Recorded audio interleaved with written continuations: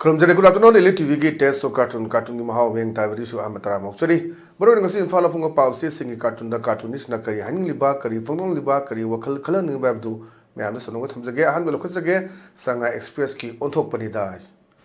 onthok pani ba khoi cartoon si yang biu am phajaba iga BBS ki yamna khoi ki ithak kan ba amada jahaz se tong ga mayam da chamine ba ki sin ne mayam se lingjen manana plap chamine ba ge da uchek ama tong ge adu uchek sina haire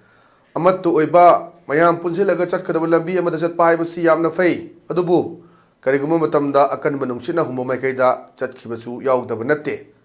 aduga punsano yadabusu adum yaurakani gandhi ga netaji ga tongan balambi da chatnakhiyana adi manipur gi leiriba situation chida aiga BBS na thamko fulno ni yamna hidi punchilu na mayam lauri mayam singse punsin bagi karna ba mayam adum yam phaba apun man par pangal neb ja khoi khangdara fam de du karum ka dam mo se kun khena ba yaure isin man piring ya se kana gumba sapu kan ba khoi gi pe hai tare nong nei na sukim ba la khoi sidagi hummaga pura chakhe ba su yawni mot manada badum yawni gandhi ji ga netaji ga manaje netaji na kari hai ai mai da khuba am thara di edo ba mai do ani thajang ga ne hai gandhi ji na kai hai ai gi thangba khoja de kupang thar di oi thangmu pichelu hai duna ani gi khenaba adum legedaba nate adu india ning kha tamna ba honda badanga se ko father of the nation kaina adu ahingsa gi thabak yaudaba da protest tawdana mayam ama ngasi gandhi ji gi nainari ba mayam duni hazuna bu ma bu kai khuna bu utpoi dana haji khoi gi india gi seljek ta ma gi photo hapisini ana sigumba mayam lei aduna leiriba manipur gi situation da kari tawdage bunna wakhan khanda biu haidana achauba message ama piba adumba cartoon ni haidana ai thamjage matang da leisna khoi sana leba ki loiredana haibuduni loiredana sida yengbiyo khoi isai pungge baga palaga sei sakpagi sin ne kamai sakke moina nomai bom hongle demand toire langsin ba toire irang di swai da leire na isai sina bala pung de thinjal laga heta khabtha ba khoge cholom tawgi sindune saktharaga ko adubu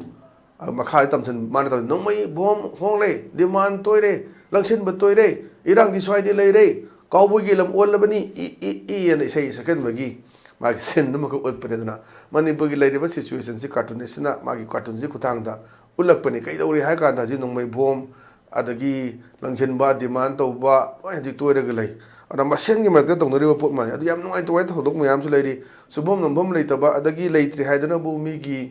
relief camp da leijaba lanjen na leiba gari ma chatsar leijaraga maduna seida thaba ingkhang chachadana du taw du sumu huran bigre na ngasi social media da kari loi yaur du na mi se dum koi masen da amana koi masen ngakte langkhanai ba phom ji su koi masen ni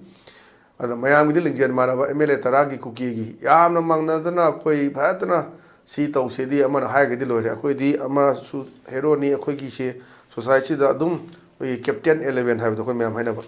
cricket ta ga sana ba se koi mitra ma thoi sana ba ni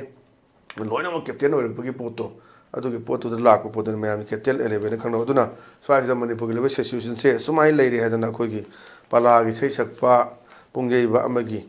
representation do loro kanda hasi lohong pantha oi bani na ko mayam se dum lohong ba aduma potu da na base toroga thamakpa adum cartoon ni na I thamjage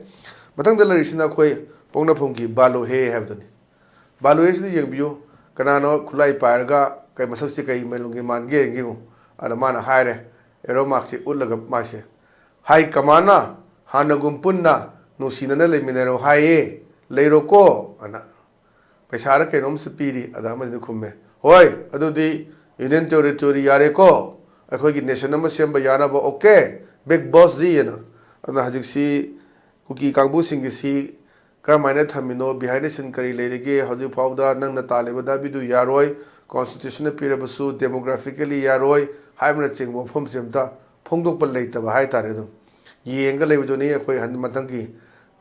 me sidadi chahi ani phaduni ona tha chahi ma tha ni pan ma palanjala abani ona haji se manipur ki film jitam mangamde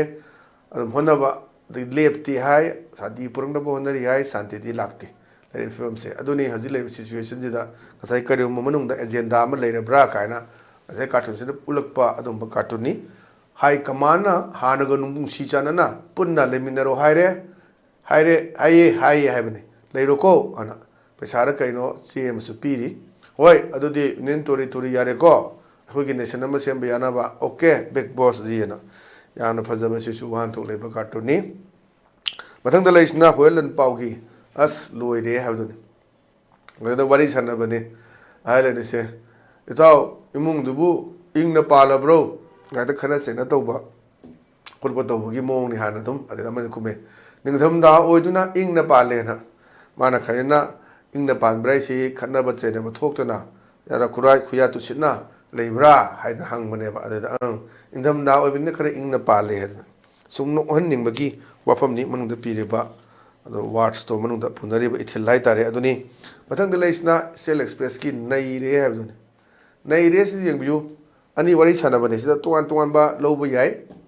ꯑꯅꯤ ꯑꯍꯨꯝ ꯊꯣꯛꯅ ꯑꯗꯨꯝ ꯈꯟꯕ ꯃꯥꯅ ꯍꯥꯏꯁꯦ ꯀꯗꯥꯏꯗꯅꯣ ꯆꯠꯇꯣꯏꯁꯦ ꯑꯩꯗꯤ ꯇꯟꯈ꯭ꯔꯦꯗ ꯏꯪꯕꯁꯤꯗꯅ ꯑꯗ ꯑꯃꯁꯤꯅ ꯍꯥꯏꯌꯦ ꯂꯩꯀꯥꯏꯒꯤ ꯑꯣꯏꯕꯗꯨꯗ ꯁꯨꯝ ꯌꯥꯎꯕꯒꯤ ꯋꯥꯅꯤ ꯑꯩꯁꯨ ꯆꯠꯅꯤꯡꯕ ꯅꯠꯇꯦꯗꯅ ꯂꯣꯏꯅ ꯈꯟꯕ ꯌꯥꯏ ꯁꯤꯗꯩꯗ ꯂꯩꯀꯥꯏꯒꯤ ꯃꯤꯇꯤꯡ ꯑꯃ ꯇꯧꯕ ꯑꯃ ꯅꯠꯇ꯭ꯔꯒꯅ ꯑꯩꯈꯣꯏ ꯂꯩꯇꯕ ꯌꯥꯎꯕꯒꯨꯝꯕ ꯋꯥꯈꯜꯁꯤ ꯀꯔꯤꯅꯣ ꯍꯥꯏꯕꯗꯨ ꯃꯣꯏ ꯂꯩꯇꯕꯁꯤ ꯀꯥꯏ ꯄꯜꯂꯝꯃꯒꯗꯤ ꯈꯪꯒꯗꯕꯅꯤ ꯄꯟꯗ꯭ꯔ ꯃꯅꯨꯡꯗ ꯐꯨꯝꯃ ꯄꯨꯕꯅꯤꯅ ꯂꯩꯀꯥꯏꯒꯤ ꯃꯤꯇꯤꯡ ꯅꯠꯇ꯭ꯔꯒ ꯀꯩꯒꯨꯝꯕ ꯑꯃ ꯅꯠꯇ꯭ꯔꯒꯅ ꯑꯩꯈꯣꯏ ꯍꯧꯖꯤꯛꯀꯥꯟꯁꯤꯗꯤ ꯂꯩꯇꯕ ꯈꯣꯠꯄ ꯌꯥꯎꯕꯁꯦ ꯏꯪꯕꯁꯤꯗꯩꯗ ꯑꯩꯈꯣꯏꯒꯤ ꯄꯣꯠꯂꯣꯏꯕ ꯈꯣꯠꯂꯣꯏꯕ ꯌꯥꯎꯗꯕ ꯌꯥꯗꯦ ꯑꯗꯣ ꯂꯩꯀꯥꯏꯒꯤ ꯁꯤ ꯆꯠꯇꯕ ꯌꯥꯗꯕ ꯑꯩꯈꯣꯏꯒꯤ ꯆꯠꯅꯕꯤ ꯑꯃ ꯍꯥꯟꯅꯗꯒꯤ ꯑꯩꯈꯣই ꯁꯤꯡꯂꯨꯞ ꯑꯣꯏꯅ ꯂꯩꯔꯛꯏꯕ ꯃꯌꯥꯝꯗꯨꯅ ꯑꯗꯨꯒꯤ ꯆꯠꯅꯕꯤꯗꯣ ꯂꯥꯛꯏ ꯑꯗꯨꯅꯤ ꯀꯗꯥꯏꯗꯅꯣ ꯆꯠꯇꯣꯏꯁꯤ ꯑꯩꯗꯤ ꯇꯟꯈ꯭ꯔꯦꯗ ꯏꯪꯕꯁꯤꯗꯅ ꯍꯟꯗꯛ ꯃꯔꯛꯁꯦ ꯑꯗꯨꯝ ꯏꯪꯕ ꯖꯔ ꯍꯦꯟꯒꯠꯂꯛꯑꯦ ꯑꯗꯨꯅ ꯑꯃꯁꯤꯅ ꯈꯨꯝꯃꯦ ꯂꯩꯀꯥꯏꯒꯤ ꯑꯣꯏꯕꯗꯨꯗ ꯁꯨꯝ ꯌꯥꯎꯕꯒꯤ ꯋꯥꯅꯤ ꯑꯩꯁꯨ ꯆꯠꯅꯤꯡꯕ ꯅꯠꯇꯦꯗꯅ ꯑꯗꯨꯅꯤ ꯑꯗꯨꯅ ꯃꯤꯇꯤꯡ ꯑꯣꯏꯕ ꯌꯥꯏ ꯅꯠꯇ꯭ꯔ ꯂꯩꯇꯕꯒꯤ ꯑꯣꯏꯕ ꯌꯥꯏ ꯑꯗꯨꯝꯕ ꯁꯨꯝꯕ ꯑꯅꯤ ꯊꯣꯛꯅ ꯂꯧꯕ ꯌꯥꯔꯦꯅ ꯊꯝꯖꯒꯦ ꯃꯊꯪꯗ ꯂꯩꯔꯤꯁꯤꯅ ꯑꯩꯈꯣই ꯉꯥꯔꯣꯟ ꯊꯧꯗꯥꯡꯒꯤ ꯍꯋꯥꯗꯣ ꯂꯩꯔꯥꯡꯗꯣ ꯍꯥꯏꯗꯅ ꯐꯝꯃꯒ ꯋꯥꯛꯀꯤꯡ ꯆꯠꯂꯒ ꯆꯩꯁꯨ ꯄꯥꯏꯔꯒ ꯉꯥꯏꯍꯥꯛ ꯐꯝꯃꯒ ꯋꯥꯔꯤ ꯁꯥꯟꯅꯕꯅꯤ ꯑꯗ ꯀꯩ ꯍꯥꯏꯒꯦꯗ ꯍꯥꯟꯅꯒꯤ ꯁꯔꯀꯥꯔꯅ ꯁꯣꯏꯔꯝꯕꯅꯤ ꯍꯥꯏꯅꯦ ꯑꯅꯧꯕ ꯁꯔꯀꯥꯔꯒꯤ ꯍꯥꯟꯅ ꯑꯣꯏꯔꯝꯕꯁꯤꯡꯅ ꯌꯥꯝ ꯐꯖꯕ ꯄꯣꯠꯅꯤ ꯍꯧꯖꯤꯛ ꯂꯩꯔꯤꯕ ꯁꯔꯀꯥꯔꯁꯤ ꯍꯥꯟꯅ ꯂꯩꯔꯝꯕ ꯁꯔꯀꯥꯔꯗꯨꯗꯒꯤ ꯆꯣꯡꯊꯣꯔꯛꯄ ꯑꯗ ꯂꯩꯔꯝꯕ ꯃꯤꯁꯤꯡꯗꯨꯅꯤ ꯖꯁ ꯑꯩꯅ ꯍꯥꯏꯖꯕꯗꯣ ꯑꯣꯜ ꯋꯥꯏꯟ ꯏꯟ ꯅ꯭ꯌꯨ ꯕꯣꯇꯜ ꯑꯗꯨꯅ ꯕꯣꯇꯜꯗꯅꯤ ꯁꯤꯜꯂꯤꯁꯦ ꯄꯥꯔꯇꯤꯗꯅꯤ ꯁꯤꯜꯂꯤꯁꯦ ꯃꯤꯗꯤ ꯑꯗꯨꯝ ꯆꯞ ꯃꯥꯟꯅꯕ ꯑꯗꯨꯒꯤ ꯍꯥꯟꯅꯒꯤ ꯐꯤꯕꯝꯗꯨ ꯂꯩꯕ ꯑꯗꯥꯏꯗꯨꯗꯅꯤ ꯃꯥꯅ ꯁꯤꯗꯩꯁꯦ ꯍꯥꯟꯅꯒꯤ ꯁꯔꯀꯥꯔꯅ ꯁꯣꯏꯔꯝꯕꯅꯤ ꯍꯥꯏꯅꯦ ꯑꯅꯧꯕ ꯁꯔꯀꯥꯔꯒꯤ ꯍꯥꯟꯅ ꯑꯣꯏꯔꯝꯕꯁꯤꯡꯅ ꯑꯗꯨꯅ ꯑꯅꯧꯕ ꯁꯔꯀꯥꯔꯗ ꯌꯥꯎꯔꯤꯕ ꯍꯥꯟꯅ ꯑꯣꯏꯔꯝꯕꯁꯤꯡꯅ ꯍꯧꯖꯤꯛ ꯁꯣꯏꯔꯤꯕꯁꯦ ꯍꯥꯟꯅꯒꯤ ꯁꯔꯀꯥꯔꯅ ꯁꯣꯏꯔꯝꯕꯅꯤ ꯍꯥꯏꯅꯦ ꯍꯥꯏꯕꯅꯤ ꯍꯥꯟꯅꯒꯤ ꯁꯔꯀꯥꯔꯅ ꯁꯣꯏꯔꯝꯕ ꯍꯥꯏꯁꯦ ꯃꯣꯏ ꯃꯆꯥꯁꯨ ꯌꯥꯎꯏ ꯍꯥꯏꯕꯅꯤ ꯑꯩ ꯄꯤꯅꯤꯡꯉꯤꯕ ꯀꯥꯔꯇꯨꯟ ꯑꯁꯤꯗ ꯄꯤꯅꯤꯡꯉꯤꯕ ꯃꯦꯁꯦꯖꯁꯦ ꯑꯗꯨꯅꯤ ꯃꯌꯥꯝꯃꯛ ꯁꯤꯗꯒꯤ ꯉꯥꯛꯇꯅꯤ ꯃꯊꯪ ꯃꯊꯪ ꯑꯣꯜꯂꯛꯈꯤꯕ ꯉꯥꯛꯇꯅꯤ ꯂꯩꯔꯤꯕ ꯃꯌꯥꯝꯁꯤ ꯑꯗꯨꯅ ꯍꯧꯖꯤꯛꯀꯤ ꯑꯣꯜ ꯋꯥꯏꯟ ꯏꯟ ꯅ꯭ꯌꯨ ꯕꯣꯇꯜ ꯍꯥꯏꯕꯗꯨꯅꯦꯕ ꯇꯧꯔꯤꯕ ꯄꯣꯠꯁꯦ ꯑꯗꯨꯒꯤ ꯌꯥꯝ ꯐꯖꯕ ꯑꯁꯤꯁꯨ ꯀꯥꯔꯇꯨꯟꯅꯦꯅ ꯊꯝꯖꯒꯦ ꯃꯊꯪꯗ ꯂꯩꯔꯤꯁꯤꯅ ꯑꯩꯈꯣꯏ ꯃꯅꯤꯄꯨꯔ ꯅ꯭ꯌꯨꯁꯀꯤ ꯗꯁꯥꯅꯤꯌꯦ ꯍꯥꯏꯕꯗꯨꯅꯤ ꯑꯗꯨꯗ ꯉꯁꯥꯏꯒꯤ ꯃꯟꯇ꯭ꯔꯤ ꯑꯦꯝ ꯑꯦꯜ ꯑꯦ ꯑꯣꯏꯗꯣꯏꯅꯤ ꯀꯨꯔꯇꯥ ꯄꯥꯏꯖꯃꯒ ꯁꯦꯠꯂꯒ ꯁꯤꯠꯇꯒ ꯐꯝꯕ ꯂꯩꯔꯦ ꯃꯥꯏ ꯂꯣꯏꯅꯕꯤꯅ ꯑꯌꯨꯛ ꯉꯟꯇꯥꯗ ꯆꯥ ꯄꯨꯁꯜꯂꯛꯑꯦ ꯑꯗ ꯍꯥꯏ ꯑꯩꯒꯤ ꯍꯤꯟꯗꯤ ꯂꯨꯏ ꯃꯌꯥꯡꯅ ꯈꯪꯗꯦ ꯑꯗꯨꯅ ꯃꯣꯗꯤ ꯎꯅꯕ ꯀꯥꯟꯅꯔꯣꯏꯅ ꯃꯣꯗꯤ ꯎꯅꯔꯨꯁꯨ ꯈꯣꯠꯂꯨꯁꯨ ꯀꯥꯏꯅ ꯃꯌꯥꯝꯅ ꯉꯥꯡꯕ ꯃꯥꯏ ꯅꯨꯄꯥꯗꯨꯗ ꯃꯥꯏ ꯃꯟꯇ꯭ꯔꯤ ꯑꯣꯏꯔꯕꯅꯤꯅ ꯍꯥꯏꯖꯕꯗꯨꯅꯦꯕ ꯃꯥꯅ ꯍꯥꯏꯖꯩꯁꯦ ꯑꯩꯒꯤ ꯍꯤꯟꯗꯤ ꯂꯨꯏ ꯃꯌꯥꯡꯅ ꯈꯪꯗꯦ ꯑꯗꯨꯅ ꯃꯣꯗꯤ ꯎꯅꯕ ꯀꯥꯟꯅꯔꯣꯏ ꯍꯥꯏꯅ ꯑꯩꯈꯣꯏ ꯌꯥꯝ ꯐꯖ ꯐꯖꯕ ꯂꯩꯕꯅꯤ ꯃꯌꯥꯝ ꯍꯥꯏꯅꯕ ꯍꯤꯟꯗꯤ ꯑꯍꯩ ꯑꯍꯩꯕ ꯂꯩꯕꯒꯤ ꯐꯥꯒꯤ ꯑꯣꯏꯅ ꯇꯧꯅꯕꯗꯣ ꯑꯗꯨꯝ ꯄꯨꯊꯣꯔꯛꯑꯦ ꯍꯥꯏꯕꯗꯣ ꯍꯅꯨꯕꯤ ꯑꯃꯅ ꯍꯥꯏꯔꯗꯣ ꯃꯌꯥꯡꯒꯤ ꯗꯨꯀꯥꯟ ꯆꯥꯡꯒ ꯍꯣꯇꯦꯜꯗ ꯃꯥꯏꯗꯣ ꯔꯣꯇꯤꯒꯤ ꯎꯞꯄꯔ ꯁब्ꯖꯤ ꯕꯩꯊꯣꯛꯑꯅ ꯍꯥꯏꯗꯣ ꯇꯟ ꯃꯊꯛꯀ ꯁब्ꯖꯤ ꯍꯤꯟꯖꯥꯡꯗ ꯐꯝꯍꯜꯂꯣ ꯍꯥꯏꯗꯤ ꯇꯟꯗ ꯍꯤꯟꯖꯥꯡ ꯍꯥꯞꯄꯛꯑꯣ ꯍꯥꯏꯅꯤꯅ ꯃꯌꯥꯝ ꯈꯟꯅꯕ ꯃꯐꯝ ꯂꯩꯗꯨꯅꯤ ꯑꯗꯨꯒꯤ ꯃꯌꯥꯝ ꯑꯃ ꯍꯥꯏꯅꯕꯅꯤ ꯑꯗꯒꯤ ꯏꯪꯂꯤꯁꯇ ꯍꯥꯏꯔꯒꯅ ꯌꯨ ꯁꯤꯒꯔꯦꯠ ꯃꯥꯏ ꯁꯤꯒꯔꯦꯠ ꯐꯌꯔ ꯀꯅꯦꯛꯁꯟꯒ ꯍꯥꯏꯗꯣ ꯑꯗꯨꯝ ꯃꯩꯈꯦꯠ ꯄꯤꯔꯛꯑꯦ ꯑꯗꯣ ꯑꯗꯨ ꯃꯌꯥꯝ ꯂꯩ ꯑꯗꯒꯤ ꯈꯨꯠꯅ ꯁꯥꯏꯟ ꯇꯧꯔꯀꯥꯟꯗ ꯁꯤꯅ ꯑꯁꯦꯡꯕ ꯊꯣꯛꯈꯤꯕꯅꯤ ꯀꯣꯔꯤꯌꯥ ꯆꯠꯀꯥꯟꯗ ꯆꯨꯔꯨꯞ ꯊꯛꯅꯤꯡꯕ ꯑꯗꯨꯗ ꯃꯩꯈꯦꯠꯇꯣ ꯍꯥꯏꯕꯗꯨꯗ ꯃꯥꯅ ꯈꯦꯠ ꯕꯨꯡ ꯍꯥꯏꯅ ꯍꯥꯏꯌꯦ ꯑꯗꯣ ꯑꯗꯨ ꯄꯤꯔꯛꯑꯦ ꯑꯗꯣ ꯃꯩꯈꯦꯠ ꯑꯗꯨꯅ ꯁꯨꯝꯕ ꯅꯣꯛꯅꯤꯡ ꯅꯣꯛꯅꯤꯡꯕ ꯃꯌꯥꯝ ꯑꯃꯁꯨ ꯂꯩꯕꯅꯤ ꯑꯗꯅꯤ ꯁ꯭ꯋꯥꯏꯁꯤꯗ ꯑꯩꯒꯤ ꯍꯤꯟꯗꯤ ꯂꯨꯏ ꯃꯌꯥꯡꯅ ꯈꯪꯗꯦ ꯑꯗꯨꯅ ꯃꯣꯗꯤ ꯎꯅꯕ ꯀꯥꯟꯅꯔꯣꯏꯅ ꯍꯤꯟꯗꯤꯗꯣ ꯉꯥꯡꯅꯔꯒ ꯑꯩꯈꯣꯏꯒꯤ ꯆꯤꯞ ꯃꯤꯅꯤꯁꯇꯔ ꯐꯤꯂꯝ ꯑꯃ ꯂꯩꯕꯗꯣ ꯌꯦꯁ ꯑꯍꯨꯝꯂꯛꯇ ꯂꯣꯏꯕꯗꯣ ꯑꯗꯨꯒꯤ ꯐꯤꯂꯝꯁꯨ ꯂꯩꯔꯦ ꯑꯗꯨꯅ ꯑꯩꯈꯣꯏꯒꯤ ꯂꯣꯟꯁꯤ ꯈꯔ ꯈꯪꯕ ꯗꯔꯀꯥꯔ ꯑꯣꯏ ꯃꯌꯥꯝ ꯇꯣꯉꯥꯟꯕ ꯏꯪꯂꯤꯁꯀꯤ ꯃꯤꯅꯤꯁꯇꯔ ꯃꯌꯥꯝ ꯑꯃ ꯚꯥꯏꯔꯦꯜ ꯆꯠꯈꯤꯕ ꯋꯥꯏꯜ ꯑꯦꯅꯤꯃꯦꯜ ꯀꯔꯤ ꯀꯔꯥ ꯑꯗꯒꯤ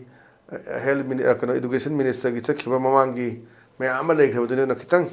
ꯇꯝꯕ ꯈꯪꯅꯕ ꯍꯣꯠꯅꯕ ꯑꯗꯨꯁꯨ ꯇꯉꯥꯏ ꯐꯗꯕ ꯑꯗꯨꯅꯤ ꯑꯩꯅ ꯃꯥꯅ ꯍꯥꯏꯁꯦ ꯑꯩꯒꯤꯗꯤ ꯍꯤꯟꯗꯤ ꯂꯨꯏ ꯃꯌꯥꯡꯅ ꯈꯪꯗꯦ ꯃꯥꯅ ꯉꯥꯡꯕ ꯂꯣꯟꯗꯣ ꯑꯗꯨꯅ ꯃꯣꯗꯤ ꯎꯅꯕ ꯀꯥꯟꯅꯔꯣꯏꯅ ꯌꯥꯝ ꯐꯖꯕ ꯑꯁꯤꯁꯨ ꯋꯥꯍꯟꯊꯣꯛ ꯂꯩꯕ ꯀꯥꯔꯇꯨꯟꯅꯦꯅ ꯊꯝꯖꯒꯦ ꯃꯊꯪꯗ ꯂꯩꯔꯤꯁꯤꯅ ꯑꯩꯈꯣꯏ ꯄꯤꯄꯜꯁ ꯀ꯭ꯔꯣꯅꯤꯀꯜꯒꯤꯅꯤ ꯄꯤꯄꯜꯁ ꯀ꯭ꯔꯣꯅꯤꯀꯜꯒꯤ ꯁꯦꯇꯔꯗꯦ ꯁꯇꯥꯌꯔꯅ ꯄꯥꯔꯇꯤ ꯑꯣꯄꯔꯦꯁꯟ ꯑꯃ ꯇꯥꯔꯦ ꯅꯣ ꯏꯟꯇꯔꯇꯦꯟꯃꯦꯟ ꯄ꯭ꯔꯣꯒ꯭ꯔꯥꯝ ꯍꯥꯏꯕ꯭ꯔꯥ ꯑꯃ ꯊꯥꯔꯦ ꯅꯣꯏꯟꯔꯣꯜꯃꯦꯟ ꯍꯥꯏꯔ ꯆꯞ ꯆꯥꯕ ꯈꯪꯗ꯭ꯔꯦ ꯃꯅꯥꯁꯦ ꯑꯗ ꯃꯥꯅ ꯍꯥꯏꯔꯦ ꯂꯤꯗꯔꯁꯤꯅ now postpone the party meeting ꯍꯧꯖꯤꯛ ꯑꯩꯈꯣꯏ ꯄꯥꯔꯇꯤ ꯃꯤꯇꯤꯡꯗꯨ ꯌꯩꯊꯣꯛꯑꯣ as our members are in camps at the centre ꯑꯗꯨꯅ ꯑꯩꯈꯣꯏ ꯃꯦꯝꯕꯔ ꯃꯌꯥꯝ ꯑꯃ ꯗꯦꯜꯂꯤꯗ ꯍꯧꯖꯤꯛ ꯗꯦꯜꯂꯤꯗ ꯂꯩꯅꯕ ꯃꯌꯥꯝ ꯌꯥꯎꯅꯔꯤ our KMC Center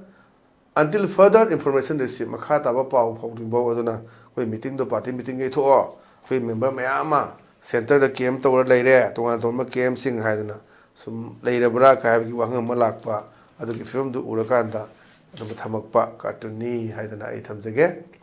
ngasigidi adum baile TV gi test of cartoon gi mahau matanga solution jare meng tabiri singbo mo kana khurum jabo lena kadena bi athini jari pinebirsi